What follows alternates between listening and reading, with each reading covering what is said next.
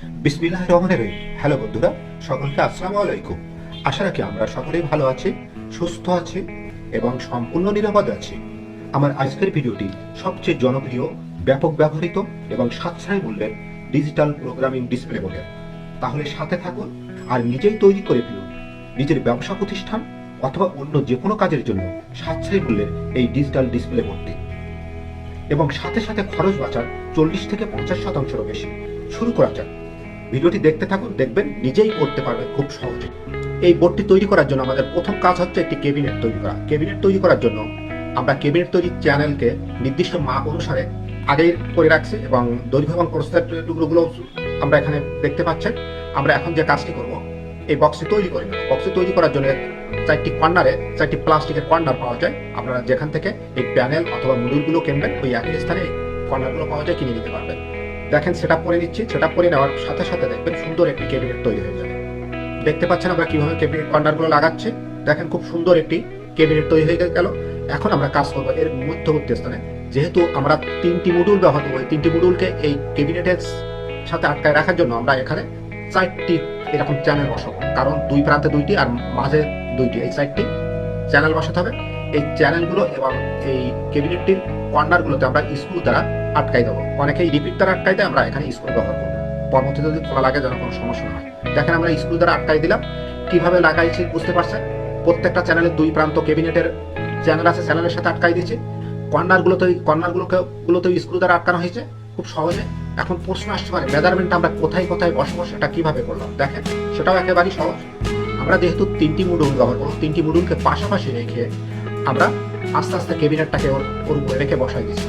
দেওয়ার পরে যেখানে যেখানে জয়েন্ট আছে, জয়েন্ট পয়েন্টগুলো নির্দিষ্ট করে ওই স্থানগুলোতে আমরা এই চ্যানেলগুলোকে বসায় স্ক্রু দ্বারা আটকাই দিচ্ছি। এখন আমাদের প্রধান কাজ হচ্ছে এই প্যানেল 3টিকে বা এই মডিউল 3টিকে কেবিনেটের সাথে অ্যাটাচ করা। বিভিন্নভাবে অ্যাটাচ করা যায়। আমি বিশেষ একটি টেকনিক ব্যবহার করছি, আমি অত ডিটেলসে যাচ্ছি না, ভিডিওটি অনেক বড় হয়ে যাবে। প্যানেলের সাথে দেখবেন একটা করে ডাটা কেবল আছে আর আমাদের পাওয়ার কেবলও লাগবে। সেগুলো আমরা এখন নির্দিষ্ট নির্দেশনা অনুসারে সাজাই দিয়ে এরপরে আমরা যে কাজটি করব, এগুলোকে কেবিনেট আটকা নেব। এখানে আমরা কন্ট্রোলার কার্ড ব্যবহার করছি। দেখেন, এই কন্ট্রোলার কার্ডটির মডেল হচ্ছে U6A। একবার ছোট্ট একটি কন্ট্রোলার কার্ড, একটি পাওয়ার সাপ্লাই ব্যবহার করছি এখানে, এবং পাওয়ার সাপ্লাইটি হচ্ছে 5 ভোল্টের 20 অ্যাম্পিয়ার একটি পাওয়ার সাপ্লাই। এবং পাওয়ার সাপ্লাই আমরা কেবলগুলো আগেই অ্যাটাচ করে নিয়েছি যাতে ভিডিওটি দৈর্ঘ্য বড় না হয়। এখন আমাদের যে কাজটি, এই পাওয়ার সাপ্লাই প্লাস প্যানেলগুলোকে আমরা কেবিনেটে সাবধানতার সাথে আটকাই দেবো। দেখেন, আমরা মডিউল 3টিকে আমরা কেবিনেটে আটকাই দিলাম খুব সুন্দরভাবে, এবং এখানে বিশেষ টেকনিক আটকানো হয়েছে। এরপরে যে কাজটি করবো, দেখেন একেবারে সুন্দর দেখা যাচ্ছে। আমাদের যে পাওয়ার সাপ্লাই আছে এখানে বসাই দেবো। বসাই দেওয়ার পর এগুলোকে কানেক্ট করে দিলাম। দেখেন, পাওয়ার সাপ্লাইকে কানেক্ট করলাম, সাথে সাথে আমরা কন্ট্রোলার কার্ডটিকেও পাওয়ার কানেক্ট করে দিলাম। এখন আমাদের কাজ হচ্ছে কন্ট্রোলার কার্ডটিকে আমরা প্যানেলের সাথে আইডি কেবল বা এফআরসি কেবল দ্বারা জয়েন্ট করে দেবো। কন্ট্রোলার কার্ডটিতে মোট 2টি পয়েন্ট আছে, হাব আছে। ভিতরে হাবটি হচ্ছে 1 নম্বর হাব। যে প্রান্তে 12x1 আছে ওই প্রান্তে আপনারা অবশ্যই এই কেবলের এক প্রান্তে লাল আছে, লাল অংশটা লাগাবেন। এর সাথে আমরা পর্যায় করবে। দেখেন, প্রত্যেকটা প্যানেলকে কানেক্ট করে দেবো। দেখতে পাচ্ছেন আমরা লাল অংশটা রাখছি 12:1 সাইডে। এরপরে আমরা প্রত্যেকটা প্যানেলকে কোন অনুসারে আটকাই দিলাম। যদি একটু দেখেন আমরা প্যানেলগুলো কিভাবে সেট আপ করছি, ভিতরে একটু দেখাই দেয়। এখানে দেখেন ইন্ডিকেটরটা কোন দিকে আছে, এখানেও দেখেন ইন্ডিকেটরটা কোন দিকে আছে, এখানেও দেখেন ইন্ডিকেটরটা কোন দিকে আছে।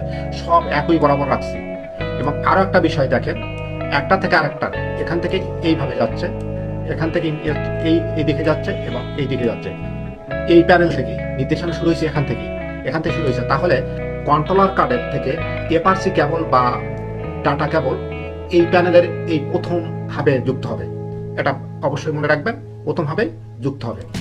আমাদের টোটাল অ্যাসেম্বলিং কমপ্লিট। এখন আমরা এই কন্ট্রোলার কার্ডের প্রোগ্রামিংটা কম্পিউটারে করে নিয়ে সেই ডাটাগুলো এই কন্ট্রোলার কার্ডে ইনপুট করলে আমাদের বোর্ডটি অ্যাক্টিভ হয়ে যাবে।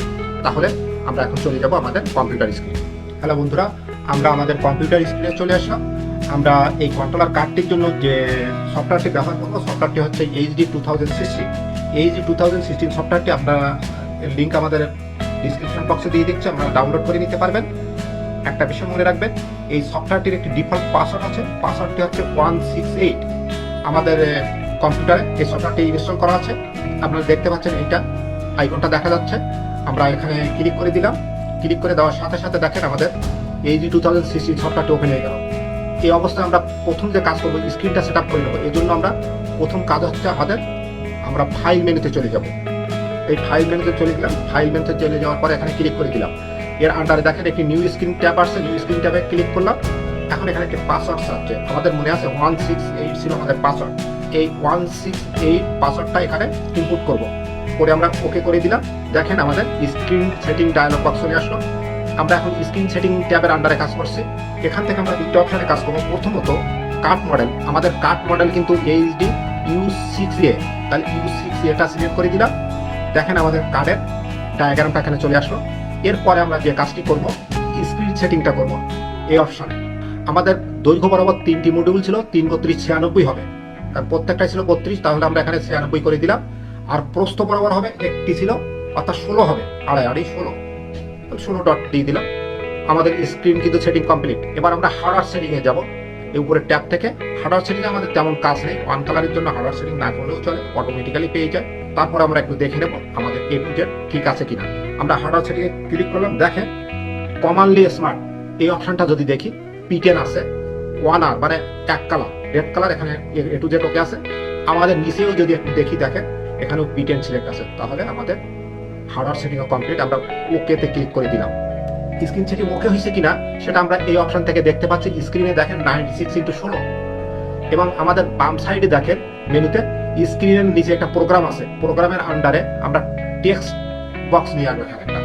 এই জন্য উপরে দেখেন উপরের মেনুতে যে টেক্সট আছে এই টেক্সটে ক্লিক করে দিলাম। টেক্সটে ক্লিক করার সাথে সাথে দেখেন একটি টেক্সট বক্স চলে আসছে এবং সাথে সাথে নিচেই দেখেন এই অপশনটা। এখানে আমরা যে কোনো টেক্সট লিখতে পারবো। এখানে আমরা যে কোনো টেক্সট লিখতে পারবো। তাহলে আমরা দেখার চেষ্টা করি। আমরা তার আগে লিখতে গেলে আমরা টোটাল বোর্ডটা জুড়েই লিখবো, কিন্তু আমাদের বোর্ডের ছিল 96x16, কিন্তু আমাদের টেক্সটের দেখেন কত আসছে 48x8 আসছে। তাহলে আমাদের টেক্সট বক্সের স্ক্রিনটাকেও বড় করে নিতে হবে। আমরা দুইভাবে করতে পারি, এখানে লিখে দিতে পারি অথবা মাউস দ্বারা ড্র্যাগ করে ওটা বড় করে দিতে পারি। আমরা মাউস দ্বারা ড্র্যাগ করে বড় করে দিলাম। এখন যদি আপনারা স্ক্রিন সেটিং অপশনটা দেখেন তাহলে অবশ্যই বুঝতে পারছেন 96x16 ওকে হয়ে গেছে। তাহলে আমাদের আর সমস্যা নেই এখানে। এখন আমরা কি কাজ করবো, এখন লিখছি দেখেন এডুটেক জোন লিখলাম। আমাদের এই টেক্সটের আন্ডারে এডুটেক জোন। আমাদের ফন্ট সাইজ এখানে আছে 20, বোল্ড আছে, কিন্তু এইটা আমাদের স্ক্রিনে আসছে না। এই জন্য আমরা এটাকে ছোট করে দিতে পারি। আমরা 14 দিলাম, সিলেক্ট করলাম ফন্ট সাইজ, কিন্তু 14 দেওয়ার পরেও আসছে না। এখন আমরা একটু কাজ করতে পারি টেকনিক্যালি। আমাদের আরো ছোট করলে লেখাটা অনেক ছোট হয়ে যাবে। এই জন্য এই লেখার স্পেসিংটা একটু কমাই দিতে পারি। আমরা -1 পয়েন্ট কমাই দিলাম। কমানোর আগে অবশ্যই আমাদের টেক্সটটাকে সিলেক্ট করে নিতে হবে। আমরা 1 কমাই দিলাম, দেখেন চলে আসছে।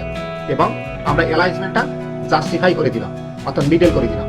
এখন চলে আসছে, অর্থাৎ এই টেক্সটটা আমাদের এখানে অ্যাডজাস্ট হয়ে গেছে। এখন দেখেন বাম থেকে ডাইন দিকে মুভ হচ্ছে। দেখেন আমাদের লেখাটা মুভ করছে। আমরা এখান থেকে একটা ইফেক্ট লেজার রাইট দিয়ে দিচ্ছি। লেজার রাইট দেওয়ার সাথে সাথে দেখেন আমাদের ইফেক্টটা চলে আসছে। আমাদের টোটাল কাজ কমপ্লিট। আমরা লেখাগুলো লিখছি, আমাদের কমপ্লিট হয়ে গেছে। অর্থাৎ আমরা এখানে যে লেখাগুলো দেখতে পাচ্ছেন, যেমন edutech zone, P10, single colour, display board, A to Z যা আছে সব কিছু আমরা করতে পারবেন। এখন আমরা এই যে ডাটাটা একটা পেন ড্রাইভের ইউএসবি ডিস্কে নিয়ে নেব। ইউএসবি ডিস্ক পেন ড্রাইভ আমাদের কম্পিউটারে ইন করার পরে আমরা এক্সপোর্টে ক্লিক করে ওকে করে দিলাম। তাহলে আমাদের টোটাল ডাটাগুলো পেন ড্রাইভে ইনপুট হয়ে গেল। এখন এই পেন ড্রাইভটাকে আমাদের কন্ট্রোলার কার্ডে যুক্ত করব। হ্যালো বন্ধুরা, ডাটা ইনপুটকৃত পেন ড্রাইভটি আমরা কন্ট্রোলার কার্ডের ইউএসবি পোর্টে লাগানোর সাথে সাথে ডাটাগুলো অটোমেটিক্যালি কন্ট্রোলার কার্ডে সেভ হয়ে যাবে এবং এরপর দেখবেন যে পোর্টটি রানিং অবস্থায় আছে। এখন আপনাদের যদি কোনো প্রশ্ন থাকে তাহলে এখানে কন্ট্যাক্ট নাম্বার দেওয়া আছে, যোগাযোগ করে নেবেন। তাহলে সবাই ভালো থাকুন, সুস্থ থাকুন, নিরাপদে থাকুন।